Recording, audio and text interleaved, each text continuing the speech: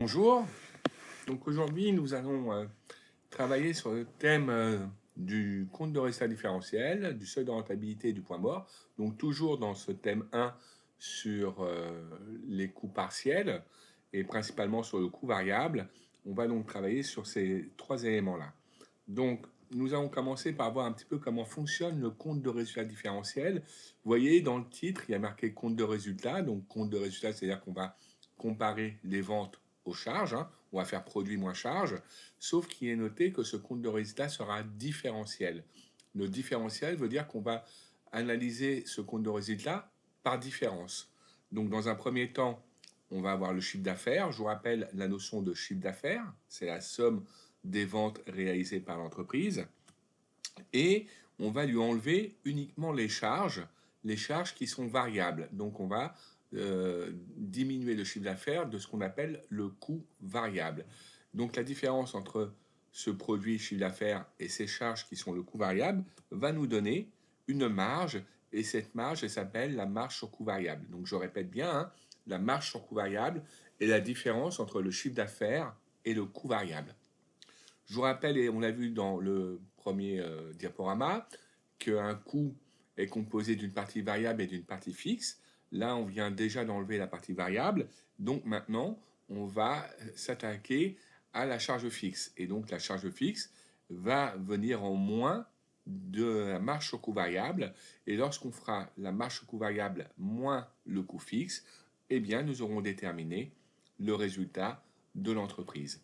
Donc, si le coût fixe, comme dans mon exemple, est inférieur à la marge au coût variable, eh bien, nous aurons un résultat bénéficiaire. Et si le coût fixe était supérieur à la marge sous coût variable, nous aurions un résultat déficitaire. Voilà. Donc, vous voyez, on parle bien de compte de résultat différentiel parce qu'en fait, il y a deux différences et on le verra dans l'exemple d'après.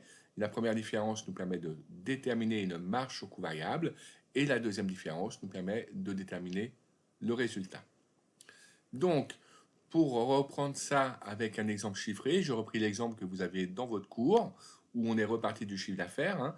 Il y avait donc 1200 produits vendus à 20 euros, ce qui générait un chiffre d'affaires de 24 000 euros.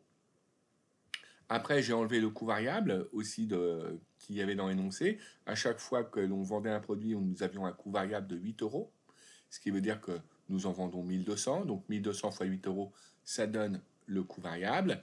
Et là, je fais la différence entre ces deux notions, chiffre d'affaires et coût variable, et j'obtiens donc cette marge au coût variable. Alors, on l'obtient en faisant 24 000 moins 9 600. Hein. 24 000 moins 9 600, ça donne bien 14 400. On peut aussi l'obtenir en faisant 20 moins 8, et on obtiendra 12 euros. Donc, dans ce cas-là, on l'a à l'unité, et ici, on l'a en global. Mais si on veut la retrouver aussi, on peut très bien reprendre la quantité qui a été vendue, multiplier par la marge au coût variable unitaire, et on retombera sur 14 400. On enlèvera après de cette marge, comme vu dans le schéma précédent, le coût fixe de 12 000 euros, et la différence entre la marge au coût variable et le coût fixe de 12 000 euros, eh bien, générera le résultat qui sera soit bénéficiaire, comme dans mon exemple, parce que la marge sur coût variable est supérieure au coût fixe, et donc c'est bénéficiaire de 2400. Si j'avais eu un coût fixe qui était plus élevé, eh bien ma marge au coût variable aurait été, mon résultat, excusez-moi, aurait été négatif. Voilà, j'attire votre attention sur le fait qu'il faut toujours, quand vous calculez un compte de résultat, avoir ces trois colonnes, la quantité, hein, la quantité de ce que vous vendez, le prix unitaire et le montant. Hein. Et le montant est toujours lié en fait au calcul quantité multiplié par prix pour déterminer le montant. Alors, ce qui distingue aussi un compte de résultat différentiel d'un compte de résultat normal, outre ces deux différences que l'on a fait, c'est qu'on va ici affecter des taux, en tout cas aux trois premiers éléments, en partant du principe que le chiffre d'affaires est la base, donc la base d'une comparaison c'est toujours 100%, donc le chiffre d'affaires sera à 100%. Le coût variable dans mon exemple est de 40%. Comment mon 40% a été déterminé? Alors il y avait deux façons pour le déterminer. La première, et je vais vous mettre avec la petite calculette ici, la première c'était de faire 9 600 le coût variable divisé par 24 000, ce qui nous donnait 0,4, donc 40%. L'autre possibilité étant de faire le même raisonnement, mais à l'unité, 8, le coût variable d'un produit divisé par 20, le prix de vente d'un produit et je tombe aussi sur 40%. Alors ce 40% a une signification, ça veut dire que mon coût variable correspond à 40% de mon chiffre d'affaires. Conclusion, le taux de marge au coût variable ici, eh bien on peut le retrouver par différence en faisant 100% moins 40%, et ça nous donnera la notion de taux de marge au coût variable, une notion très importante parce qu'elle va nous servir après. Si vous n'aviez pas, par exemple, les deux éléments du dessus, pour calculer le taux de marge au coût variable, vous pouvez aussi partir des éléments, c'est-à-dire vous pouvez très bien dire, je vais faire 14 400,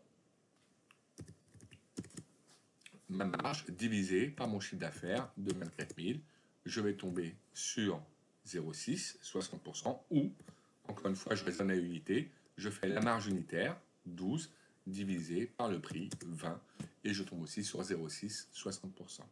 Voilà, donc ça c'est une façon, en fait, de pouvoir déterminer la marge au coût variable, et c'est très important pour plus tard. Donc voilà, il faut que vous sachiez maintenant gérer ce type de compte de résultat qu'on appelle un compte de résultat différentiel. À côté de ça, on va maintenant parler du seuil de rentabilité. Alors c'est un des objectifs en fait de ce chapitre, c'est de déterminer en fait à quel niveau d'activité, à quel niveau de chiffre d'affaires ou de produits vendus va se situer la rentabilité d'une entreprise. Donc c'est ce que je vous ai mis là, hein. Le seuil de rentabilité, on l'appelle aussi le chiffre d'affaires critique, hein. Et c'est le niveau de chiffre d'affaires pour lequel l'entreprise arrive à assumer toutes ses charges, qu'elles soient variables ou qu'elles soient fixes, ces charges. Et donc conclusion, si votre chiffre d'affaires est égal aux charges variables et aux charges fixes, eh bien vous faites ni bénéfice ni perte. C'est-à-dire c'est le seuil, hein, le seuil, c'est-à-dire le niveau où votre entreprise doit vendre des produits, où elle doit réaliser un certain chiffre d'affaires pour ne pas perdre de l'argent, pour commencer à être rentable. C'est le seuil de rentabilité, le seuil où votre entreprise commence à générer du bénéfice, de la rentabilité. Alors, on a une formule pour ça, hein, qui est très simple, on pourrait s'en passer, mais c'est vrai que c'est la formule que vous trouverez dans tous les ouvrages, et elle peut nous être utile pour calculer rapidement le seuil de rentabilité. Le seuil de rentabilité, c'est les charges fixes divisé par le taux de marge au coût variable. Vous savez, le taux de marge au coût variable, c'est celui-là. C'est le 60% de mon exemple de tout à l'heure. C'est pour ça que je vous ai dit que celui-là était très important. Parce que justement, c'est une information dont on se resserre maintenant pour calculer le seuil de rentabilité. Eh bien, on va le reprendre, hein, grâce à l'exemple que vous avez aussi dans votre cours, parce que c'est le même. Donc ici, eh bien, on va faire 12 000. 12 000 étant le montant des charges fixes. Hein, je vous les remontre, mais c'était bien ça, le montant des charges fixes ici, 12 000. Et après, je divise eh bien, par le taux de marge. Donc, quand on a 60%, ça correspond à 0,6. Hein. On raisonne en décimale, ça fait 0,6. Conclusion, notre seuil de rentabilité est de 20 000 euros. Ça veut dire quoi? Ça veut dire que mon entreprise commencera à générer du bénéfice quand elle aura réalisé un chiffre d'affaires de 20 000 euros. D'abord, si je reprends l'exemple ici, je vais vous remontrer, c'est le même compte de résultat différentiel que celui qu'on a vu précédemment. J'ai juste changé la quantité. Pourquoi? Parce que 20 000 euros, puisque mon produit est vendu 20 euros à l'unité, ça correspond à un volume de vente de 1000 produits. Donc là, je repars de ça. Donc j'ai 1000 produits à 20 euros, 20 000. J'enlève mes 8 euros par produit de mon coût variable, ça fait 8 000. 20 000 moins 8 000, il me reste bien une marge sur 12 000. Et quand j'ai une marge de 12 000 et que j'enlève mes charges fixes qui sont elles aussi de 12 000, eh bien je suis bien sur un résultat de 0. Donc vous voyez, mon seuil de rentabilité en chiffre d'affaires en euros, valorisé en euros, est de 20 000 euros. Mon seuil de rentabilité en quantité est de 1000 produits. Dès que j'aurai vendu 1000 produits, mon activité sera rentable et je commencerai à générer du bénéfice. En dessous de 1000, je perdrai de l'argent et mon activité sera donc déficitaire.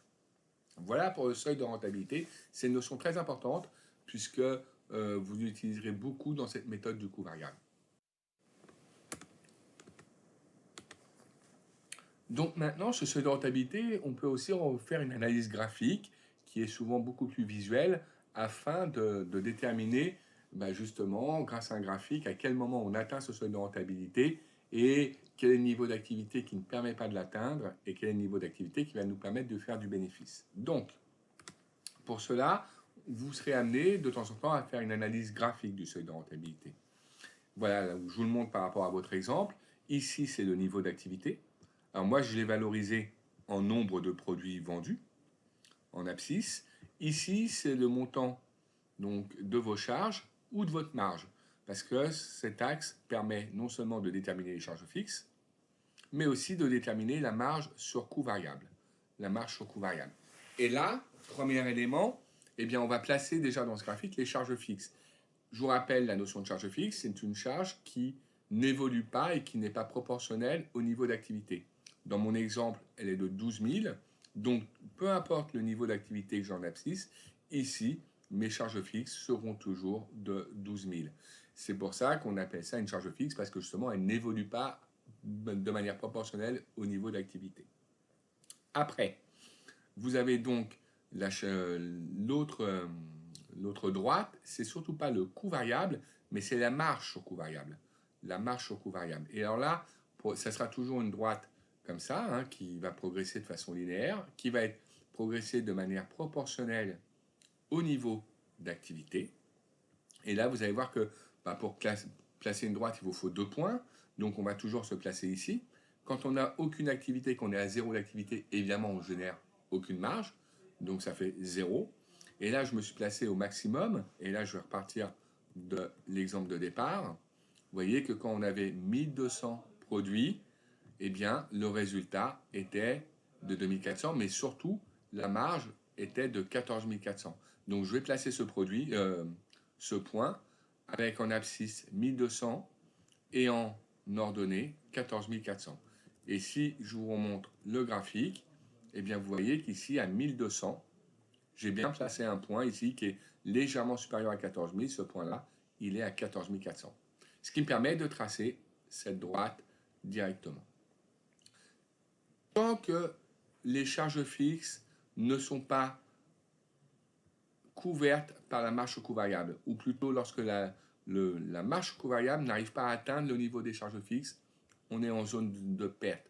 C'est-à-dire que jusqu'à là, on est en zone de perte. La zone de perte, c'est tout ça.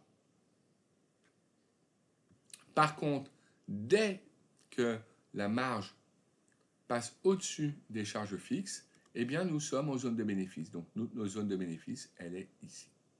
Ça, c'est notre zone de bénéfice. Conclusion, au croisement des deux, on n'est ni en zone de perte, ni en zone de bénéfice. Au croisement des deux, on a atteint notre seuil de rentabilité. Et c'est ce que je vous ai dit tout à l'heure, hein. Le seuil de rentabilité était bien de 1000 tout à l'heure, 1000 unités, parce que c'était 20 000 euros. Je vous rappelle, hein, c'était 20 000 euros et chaque produit étant vendu 20 euros, ça correspondait à 1000 unités, à 1000 produits. On le voit bien, quoi, au point d'intersection de la droite des charges fixes et de la droite de la marge sur coût variable, on atteint bien le seuil de rentabilité de 1000. Donc vous voyez, ça vous permet aussi de vous vérifier par rapport au calcul et ça permet d'avoir une analyse très visuelle un petit peu de à quel niveau d'activité on atteint le seuil de rentabilité, où se situe la zone de perte et où se situe la zone de bénéfice de l'entreprise. Voilà. À côté donc du seuil de rentabilité, on va travailler sur la notion de point mort. Alors, qu'est-ce que le point mort? Le point mort, en fait, c'est une date précise, hein, c'est une date dans l'année, où on va atteindre le seuil de rentabilité. Alors, on va voir qu'il y a deux hypothèses pour pouvoir déterminer un point mort. L'hypothèse très classique et assez scolaire quand même, où on dit que les ventes sont régulières tout au cours de l'année. C'est-à-dire qu'on va vendre la même chose tous les jours et que l'on va travailler tous les jours de l'année. Alors en général, on se base en gestion sur des mois qui font tous 30 jours. Donc 12 mois de 30 jours, ça fait, je vous le fais, 12 mois de 30 jours, ça fait une année de 360 jours. Alors soit on raisonne sur une base de 360, soit parfois, certains exercices, on vous demandera quand même de prendre une année normale de 365 jours. Et là, on calcule le point mort. Et pour calculer le point mort, on va utiliser cette formule, on va déterminer le seuil de rentabilité, qu'on a déjà déterminé ensemble, hein. Là, il était de 20 000 euros dans mon exemple, et on va diviser par le chiffre d'affaires. Le chiffre d'affaires ici, c'est le chiffre d'affaires de toute l'année. Donc, je vous rappelle qu'au départ, le chiffre d'affaires de l'année était de 24 000 euros. Si je fais ça, dans l'exemple qu'on vient de faire, eh bien, je vais faire 20 000, seuil de rentabilité, divisé par 24 000, et je vais multiplier par le nombre de jours. Là, j'ai décidé de partir sur une année classique de 360 jours. Et donc, ça fait 300 jours. Ça veut dire qu'il me faut 300 jours pour atteindre le seuil de rentabilité. Il me faut 300 jours pour atteindre le seuil de rentabilité. C'est-à-dire qu'au bout de 300 jours, eh bien, je commencerai à générer du bénéfice. Vous voyez, le point mort permet de déterminer une date. Et cette date, quand vous êtes à 300 jours, vous compterez, mais 300 jours, on arrive à fin octobre. Et donc, c'est à partir du 1er novembre que ce point mort sera atteint. C'est-à-dire que c'est à partir du 1er novembre que mon entreprise commencera à générer du bénéfice. Voilà. Bon, c'est une notion intéressante parce que plus vous atteignez tard le point mort dans une année, je vous rappelle qu'une année commence le 1er janvier et termine le 31 décembre, et plus vous allez atteindre tard votre point mort, plus l'activité de votre société est risquée, parce que ça veut dire que vous commencerez à générer de bénéfices que vers la fin de l'année. C'est toujours très risqué. Donc, l'idéal, c'est d'obtenir son seuil de rentabilité et donc son point mort le plus tôt possible dans une année. Cette hypothèse est quand même très très scolaire, puisqu'on considère qu'on va vendre la même chose tous les jours, toute l'année. Ce qui est quand même particulièrement faux si on s'approche de la réalité économique des entreprises. Elles ne vendent pas la même chose tous les jours de l'année, la même quantité en tout cas. Donc c'est pour ça que parfois, on va essayer de se rapprocher de la réalité et on vous donnera une périodicité des ventes. C'est l'hypothèse 2 que vous aurez des fois à gérer, où les ventes seront irrégulières au cours de l'année. Bon, comme on est dans le cadre scolaire, on ne va pas vous donner le volume des ventes par jour, mais souvent on peut vous le donner par exemple par mois. Là, dans mon exemple, l'exemple que vous avez dans votre cours, eh bien, j'ai redéterminé le chiffre d'affaires, mais je l'ai redéterminé, les 24 000, je l'ai affecté à chaque mois différemment. Donc, vous aurez cette ligne-là du chiffre d'affaires mensuel avec le chiffre d'affaires de tous les mois. Et puis après, pour savoir à quel moment notre 20 000 euros, qui est notre seuil de rentabilité dans notre exemple, sera atteint, il faut que vous cumuliez le chiffre d'affaires mois par mois. C'est-à-dire que le premier mois, évidemment, au mois de janvier, le chiffre d'affaires est de 1 500. Mais au mois de février, le chiffre d'affaires cumulé, il est de 1 500, celui de janvier, plus 1 900, celui du mois de février, donc de 3 400. Et puis au mois de mars, eh bien, il est de 3 400, chiffre d'affaires cumulé à fin février, plus 2 100, le chiffre d'affaires de mars, il est de 5 100. Et votre objectif, c'est d'aller cumuler le chiffre d'affaires de tous les mois, pour évidemment retrouver le chiffre d'affaires annuel ici, à fin décembre, et surtout de voir quel est le mois où on va atteindre ce 20 000 euros de chiffre d'affaires qui correspond à notre seuil de rentabilité. Dans mon exemple ici, eh bien, vous voyez que le point mort, eh bien, il va être atteint en octobre. Pourquoi? Parce que 19 400, c'est le chiffre d'affaires que j'ai à fin septembre. Donc ça veut dire qu'à fin septembre, j'ai toujours pas atteint mes 20 000 euros. Par contre, en octobre, à fin octobre, mon chiffre d'affaires est passé à 21 200. Donc ça veut dire qu'entre septembre et octobre, j'ai atteint mon chiffre d'affaires. J'ai donc atteint mon chiffre d'affaires en octobre. Donc j'ai réussi à déterminer un mois. Maintenant, dans ce mois d'octobre, il va falloir que je détermine un jour précis. Donc pour ça, eh bien, je vais partir du principe suivant. À la fin du mois de septembre, j'avais un chiffre d'affaires de 19 400. Et pour atteindre mon seuil de rentabilité, qui, je vous rappelle, est de 20 000, eh bien, il me manque encore 600 euros. Ces 600 euros, c'est 20 000, mon chiffre d'affaires, moins les 19 400, qui est mon niveau de chiffre d'affaires à fin septembre. Ces 600 euros, donc, je vais les atteindre au cours du mois d'octobre. Je sais qu'au mois d'octobre, je vais en tout avoir un chiffre d'affaires pour le mois de 1800.